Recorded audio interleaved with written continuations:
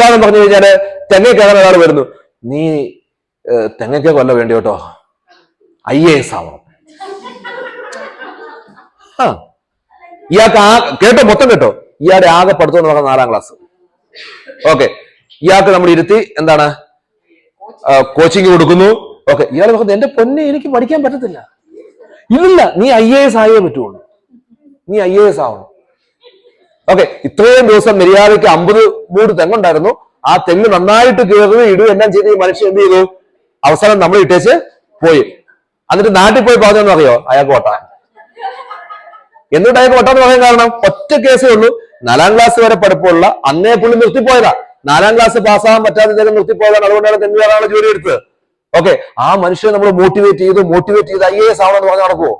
ഇല്ല, അത് വലിയ പ്രശ്നമാണ്.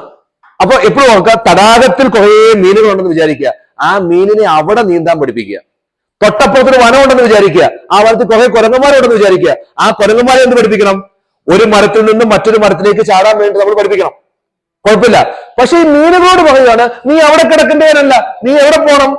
വനത്തിൽ പോണം, എന്നിട്ട് മരത്തിൽ കയറണം, എന്നിട്ട് ചാടണം. കുരങ്ങനോട് പറയുകയാണ്, നീ മീന് ആഴത്തിലേക്ക് ഊളിയിടുന്നത് പോലെ എവിടെ വരണം?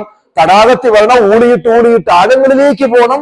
അവിടെ നിനക്ക് ഒരുപാട് കാര്യങ്ങൾ ചെയ്യാൻ പറ്റും. എവിടെ? തടാകത്തിന്റെ ആഴത്തില്. ഒന്ന് ആലോചിക്കേ, എന്ത്